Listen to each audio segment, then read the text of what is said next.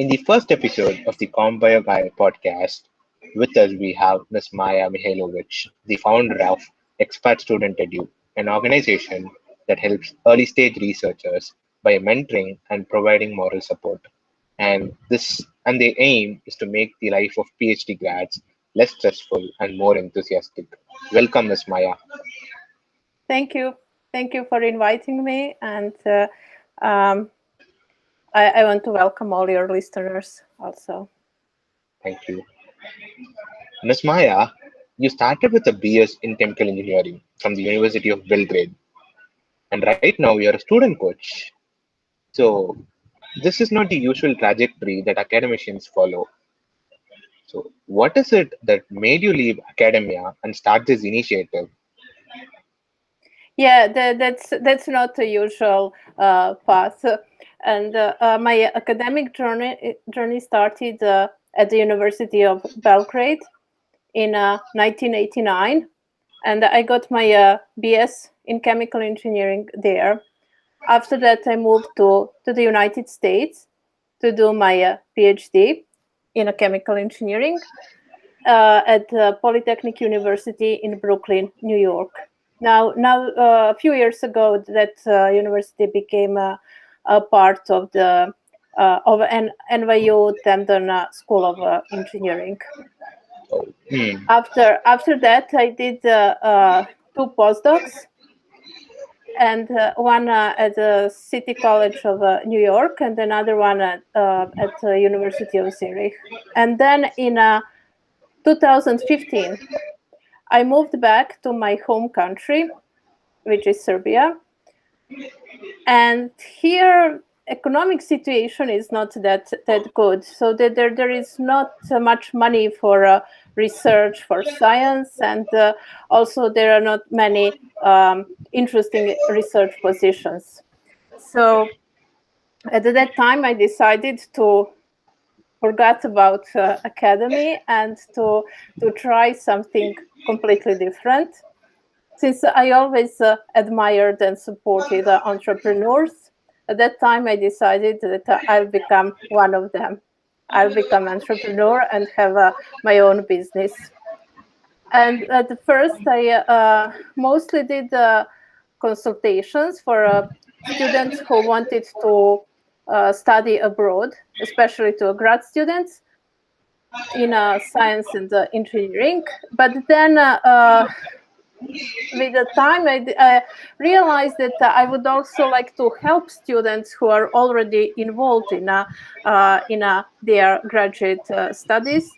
And when this pandemic situation came in at the beginning of this year, I decided to focus on developing this coaching business as online coaching, and also many students, and not just students. I mean, almost everyone had a problem adjusting to working from home, and having a good work-life balance, and managing time and so on. And that's something that I was very interested in helping them. So that's how I became a coach.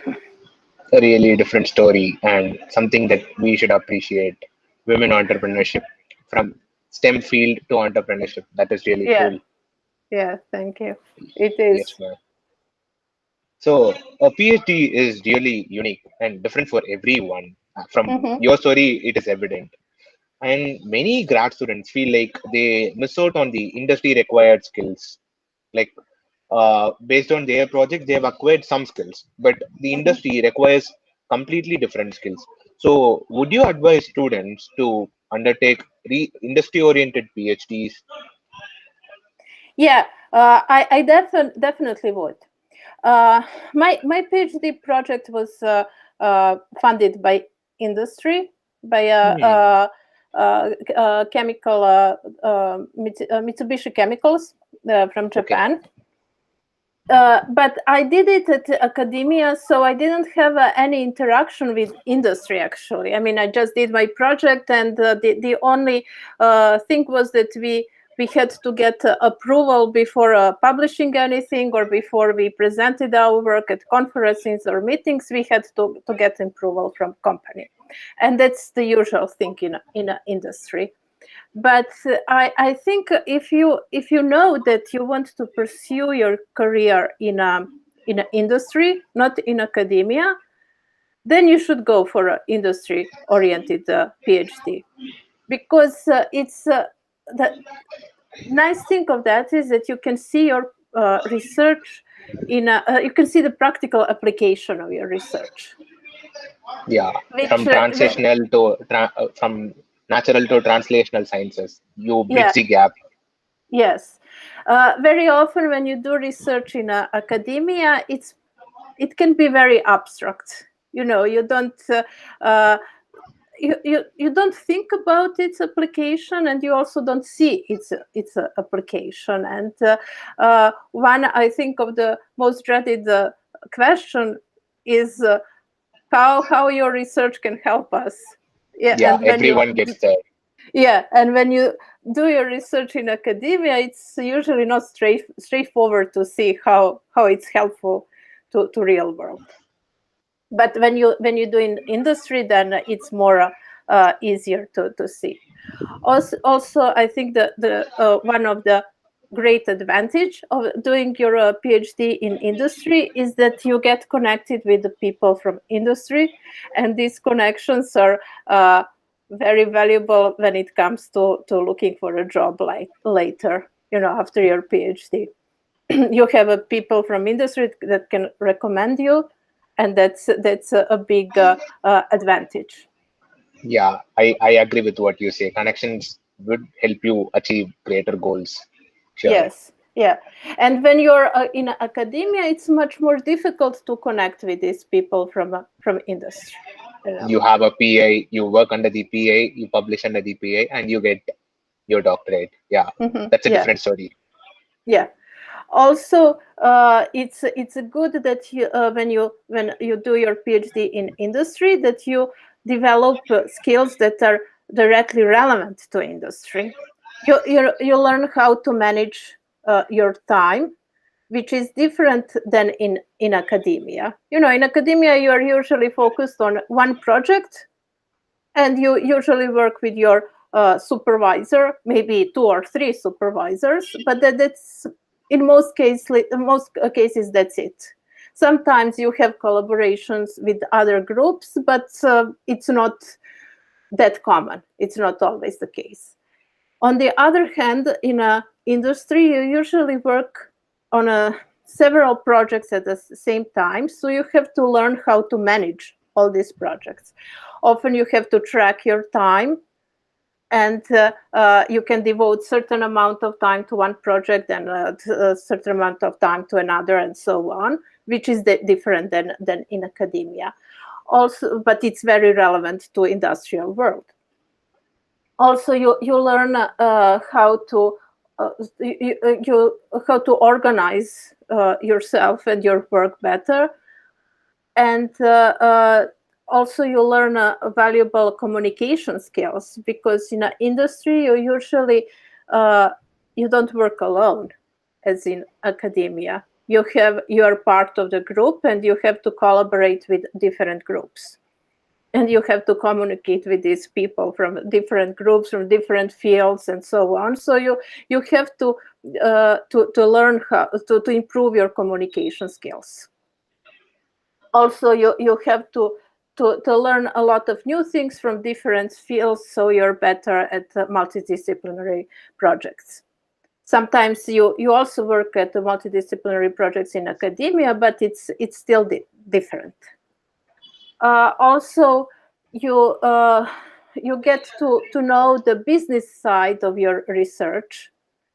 For example, you get insight in financial costs of your research, on how to find the target market, or how sales process works, and so on. And so this is also something that you will need if you want to find a job in a industry. So So this can be considered like a mini training before you get into an industry, totally yes, yes. multidimensional. Hmm. And Yeah, also a big advantage when comparing to someone who is coming from academia sure. when it comes to applying for a job. Preferences. Yes, yeah. Yes, ma'am. So also there is this question among young students, young research students, like whether they should opt lab rotation, like universities that offer lab rotation or universities that taken students through projects. Like Hmm. some labs have vacancies, and if you fill the vacancy, if you are suitable for the position, you are already enrolled as a PhD student, and you Hmm. can skip lab rotations. So, what do you think about this? Do you think students should go through this process of filling in through the lab's vacancy, or a lab rotation would give better perspective of the university and different PIs present in the university? In my opinion, it's better to do lab rotations. Hmm. Uh, I mean, maybe it's you can see it. Uh, I wouldn't say a waste of time, but it's like you're enthusiastic and anxious to start to work on your project, and then you have to work in different labs. But it has advantage because it you meet different you work with the different professors and different groups, and after that you can select the one that best suits you. When you just apply for one project, you don't have a choice. Yeah, we don't You have that you have. option or the freedom. Yes, and it is very important to select a group and advisor with whom you are a good fit, because we cannot work with any and with everyone, and sometimes for example, some advisor can expect you to be very independent, but maybe you are not that independent. Maybe you look you need someone who will Help. from time to time help or check on you and so on. Also, some students maybe or it can be reversed, that you're very independent, but the advisor doesn't really support your independency. Independence. So yeah. Or sometimes advisors are just too busy and then don't have a time for students, and then you at some point you get lost in your project, and you don't have anyone to help you, Guide. and so it's not and guide you, so it's not that perfect option. So this is something that you can see when you spend some time in the lab with that group. You can see how often they meet, how they how is their students' relationship with their supervisor, and vice versa. Then you can also see if advisory is available or not, and so on. What are expectations of advisors, and so on. So that's a good side of lab rotations. Okay, When you so when from you up lab rotation, we get to know that if we really need to do this PhD under this person, so that's something good. Yes, yeah, if you will work good with them or not, and that's very important. I mean, many people even quit their PhD because of the lack of support from Hmm. an advisor. So it's very important to choose wisely. But when you apply for only one project, then you don't have this luxury. I mean, you can You're bound to do that. ask. Yeah, yeah. I mean, during the interview, if probably you will have your interview before you get the offer, then you should treat it also like they're interviewing you, but you should interview them at the same time, and ask questions about how the lab works, how available they are, how often they meet their students, what are their expectations, and so on. But it's different when you just get answer, and different when you see that in Experience. practice. Yeah. Yeah. So that's why I was the advice to have lab rotations if it is possible, but it's not always possible. Yeah. Yeah.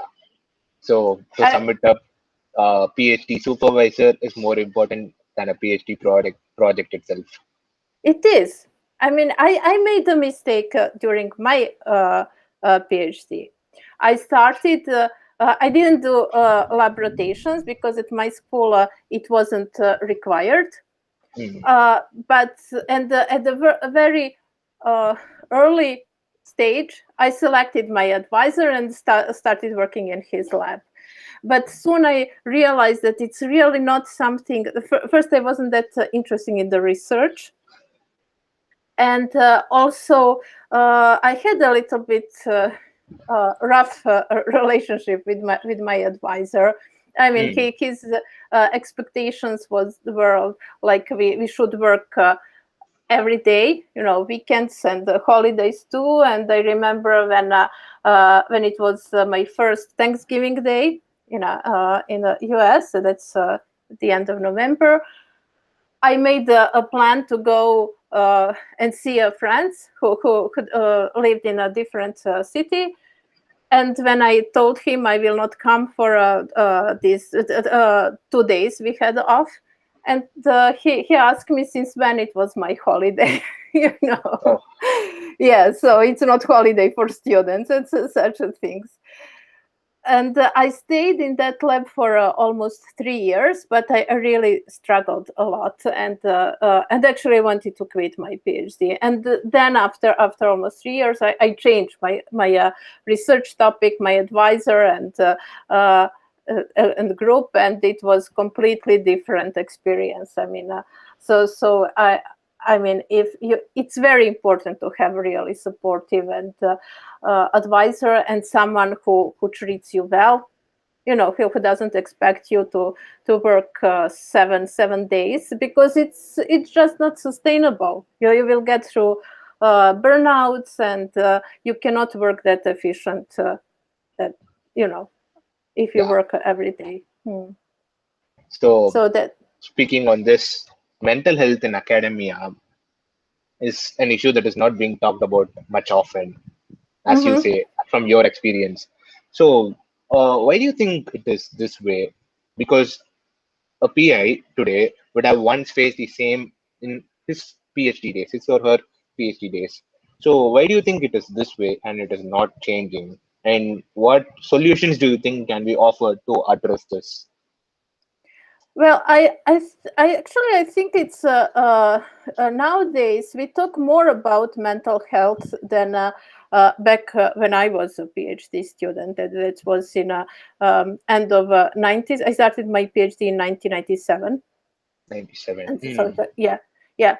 So at that time, it wasn't. I mean, we didn't have Twitter and social media, so we didn't talk much about mental health in academia. But nowadays, it's at least people are aware of the problem. You know that. And it's unfortunately it's so that many students experience depression and anxiety. I had also a problem with depression during my PhD, but I wouldn't contribute it to PhD only, because I had the problem with depression before and after, so Mm. maybe it was worsened by being Your in the PhD. grad school. Yeah, but I don't think it was caused by grad school.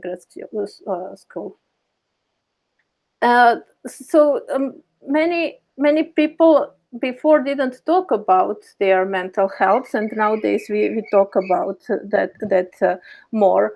But it's problem that we talk, but it's not. I mean, we have to do more about to find a solution how to help these graduate students, because they still don't have enough support. The counseling is too expensive often, and they cannot afford it. The expectations from graduate students are usually very Much high. higher. Yeah. Yeah, yes, and all of this contributes to mental health. So I think in order to do something, that we first should start changing the expectations in the lab. You know, Hmm. advisor has to talk more often with students about balancing their lives better, about taking time off, and how that can help them, because with their productivity, and with with their happiness. Because if you're overworked, then you're at the overstress, then it's um, you can't work as efficient as you should. You used to do. Yeah, Yeah. yeah, You need that work-life balance to yes, accomplish more. yeah, that's definitely. uh, so I think it starts from a relationship of, The in within the group, yeah. PI and the students in the group, and that's something that can be done immediately. You don't need special services, much money, or funding to change, at least at that micro scale, this mental um, uh, So you just need to culture. break the stigma and accept that you have this mental health issue and start speaking out. So you think Yes, that would help the students first come out yeah. of it? Yeah, Yeah. if you as a student have a problem, you should. I mean, if you're depressed, or have anxieties, or anything. I mean, even something more serious than that, you should be able to talk with your advisor about that, and to tell them, I'm not okay, I don't feel well, and advisor should understand that and be supportive of that, try to help you somehow. But unfortunately, it's not always the case. I mean, I heard of horror stories, and how uh, advisors are completely unsupportive, and even when you ask for help, you They don't get usually anything. don't offer. Okay. Yeah, That is yeah, something really bad from the academic part of you. yes, yeah. Yeah. So I think that would be a good starting point for managing mental health in academia.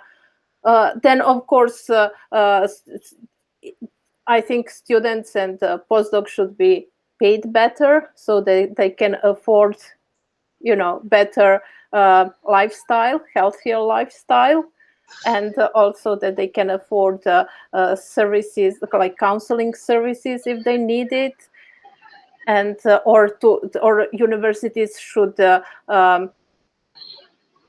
offer free counseling for students. I think that would be very helpful, or should organize more webinars and talks about work-life Mental health balance. in And yes, academia, work-life balance. Yeah.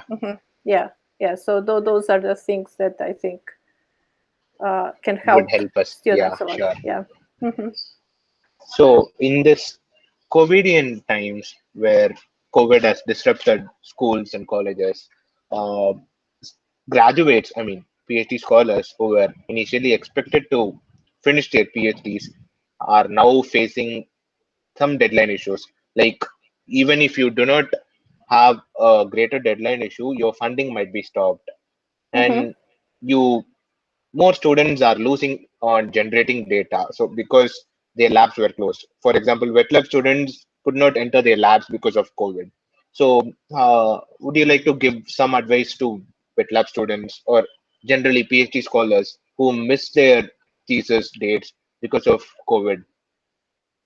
Well, I mean, the first advice would be, don't try to control things that are out of your control. If Hmm. the school is closed and you don't have access to your laboratory and you can't do anything online, it's easier for people who do simulations or their research on using computers than people who work in wet labs. So if you cannot do any, I mean, it doesn't help you to stress about or worry about that. But you can always spend time reading. There is a lot of papers to read. You can write. You can write your thesis or dissertation, or you can write papers. Also, you can do literature search. You can plan future experiments, and so it's not complete loss of time. You can always find something that you can do from home. Yeah. So if Yeah. we are being productive, that itself would mean a lot. Yes. Yeah. I mean, we have to stay productive even if these tough times. Maybe we can lower a little bit our expectations about productivity, but it's still very important to stay productive and to force yourself to work even if you're not in the mood, or you have to learn how to structure your day so that you will finish something, because you will feel much better than Better. if Yeah. you don't do anything the whole day. So So underlying yeah. self-satisfaction. So that is your key Mhm. point. Yeah. Yes. Yeah. Yeah. So you did your postdoc on in silico protein design. So how did this transition from chemical engineering to in silico protein design work? Well, I mean, the good point of chemical engineering is that it gives you pretty good foundation in math, physics, and chemistry.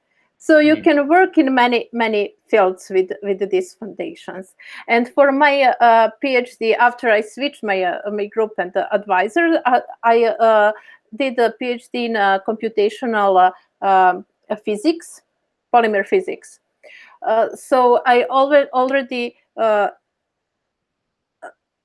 was already in computational field, Okay. and when at the end of my PhD, I realized that I would like to get some experience in molecular dynamics, and also I wanted to study biological systems. So Hmm. I thought, yeah, it's impossible to find, to switch, but actually it was pretty easy. I mean, I sent the applications, I got several offers and chose the one that fitted me best. But I knew that I will spend a lot of time learning new things, and that probably I will not publish as fast as I would if I Others continue would. in the same field. But I was lucky that my postdoctoral advisor was okay with that. So I had, enough time to. I mean, I started working immediately and learning at the same time.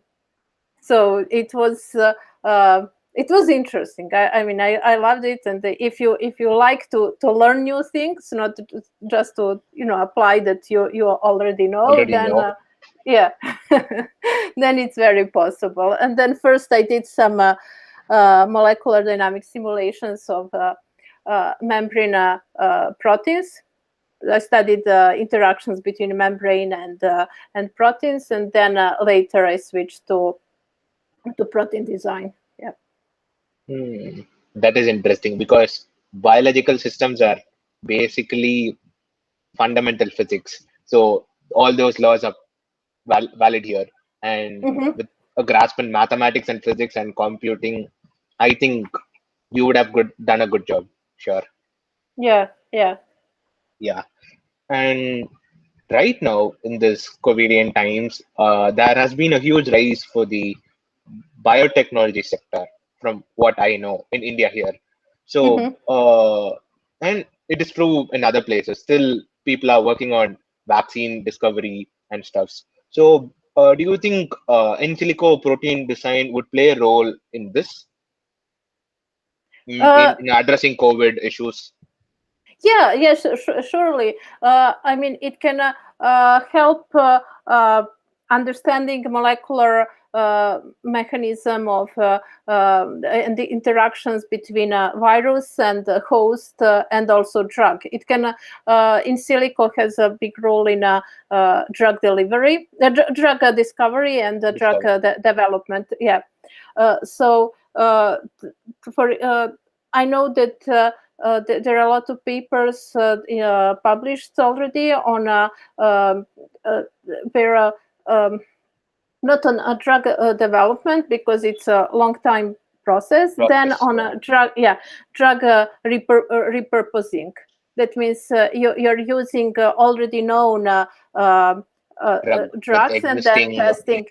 stuffs, yeah. Yeah, and then testing on a COVID virus. And usually they do docking for that purpose.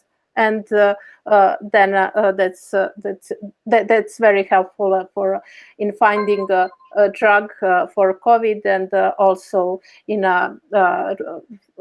creating vaccines. So So in silico, understanding yeah. ligand receptor interactions based on in Hmm. silico methods might help, according to your words. Yeah, Hmm. Yeah, yeah. yes, sir. So moving on to the last question. So I would actually like to appreciate your this initiative to help students after your struggle with your PhD, that you come to your home country, started your own journey, your own startup, and you're now helping students and you're helping students who you think shouldn't face the difficulties that you had faced earlier. So that is Hmm. something to appreciate from my part.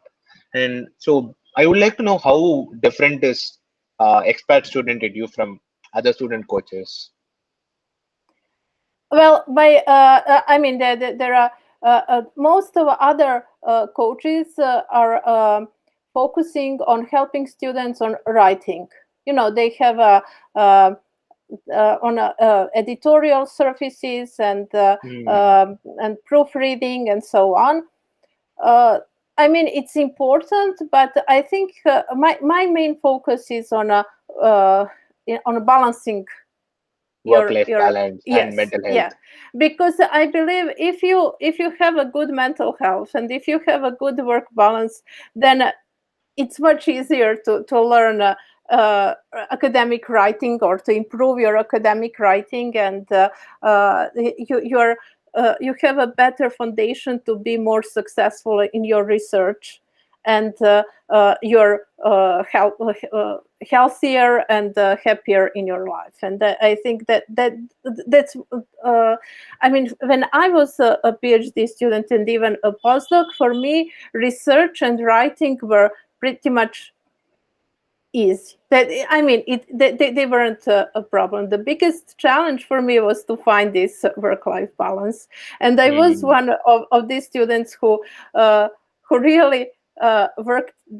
I mean, overworked, and not because my advisors pushed me. They never, except the first one that I told you before, they never mentioned how much I should do, how many hours I should work, or so, that I should work on weekends or so. But I did it because I was really interested in what I was doing, Your and own passion. I yes, and I pretty much neglected all other aspects of my life, and that's not good. I mean, I was constantly on the verge of burnout, Hmm. and I wouldn't recommend that to anyone. And that's why I am passionate about helping others. You know, not repeat those mistakes. Mistakes. Yeah, Learning from your yeah, mistakes.